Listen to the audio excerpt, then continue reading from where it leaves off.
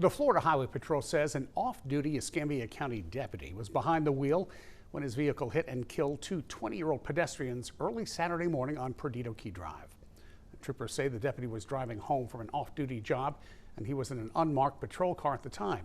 Our Hannah James joining us now live. And Hannah, what can you tell us about the two people killed?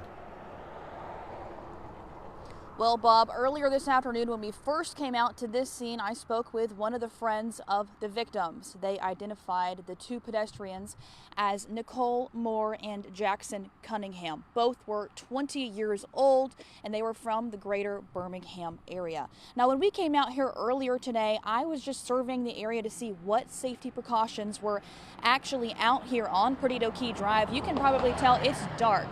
There's also a crosswalk right here behind me. Now, we don't know if they were actually on the crosswalk. However, I'm going to check traffic. It looks like it's rather busy. Coming up after this report, I'm going to show you this light and what it does if you actually activate it. But take a listen to the safety precautions that I spoke with the county commissioner about today, talking about this crash. People aren't honoring those crosswalks on Perdido Key Drive. They're not honoring them, meaning they're zooming by them. Saturday night around 3 a.m., two 20-year-olds were hit while crossing Perdido Key Drive. Jackson Cunningham and Nicole Moore were headed towards the beach when an off-duty Escambia County deputy struck them with his unmarked vehicle. They did not activate the crosswalk lights, so they went across dark. And I think there was an EMS vehicle that was actually en route to another call, and they actually witnessed it. So they noticed that that hadn't been activated. Stroberger says he has already talked with the Florida Department of Transportation about Perdido Key Drive.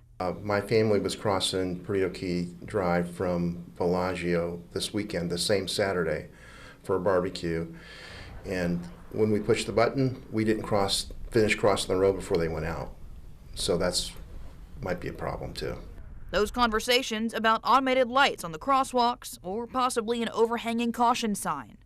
I think it's more than a sign. I think it's going to have to blink too. We're going to have to. I don't know if it needs to replace what's on each end of the road, but I think it could be there to supplement it to give everyone a better idea what's coming up. He notes also the road is dark and the crosswalks are hard to see. Before the intersection of Perdido Key Drive and River Road, a 2-mile stretch of Perdido Key State Park. No lights or buildings on either side of the 45-mile-per-hour road. And that was something I've discussed with FDOT. It's essentially more of the reflective taping or painting on the ground there, so that it's not just those, I don't know, dozen or so blinking lights. It's the whole road lights up a little bit better.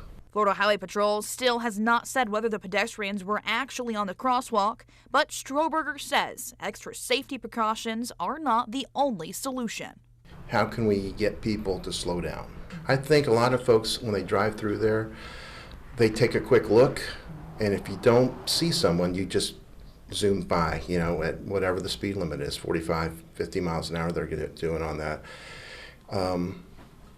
I hope that if they see that blinking, that they'll use a little bit more caution. Florida Highway Patrol's initial report did not disclose that the driver was a deputy, nor he was traveling in an unmarked vehicle. However, we did reach out to the Escambia County Sheriff's Office, and they tell us that deputy was placed on administrative leave per policy. Now, I'm going to take a look at this traffic, and I do not want to cause any confusion, so I'm waiting till this car can pass. But when I clicked this button earlier to activate the crosswalk like I'm going to do now, you can see half of them are actually not working. Now, that's about 8 out of the 16 lights that are supposed to notify the drivers on this very dark and busy road. They're not even working.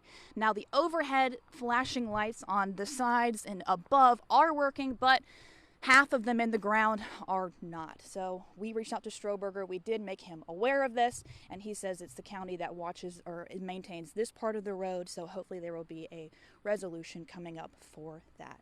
Reporting live on Perdido Key Drive, I'm Hannah James, WEAR News.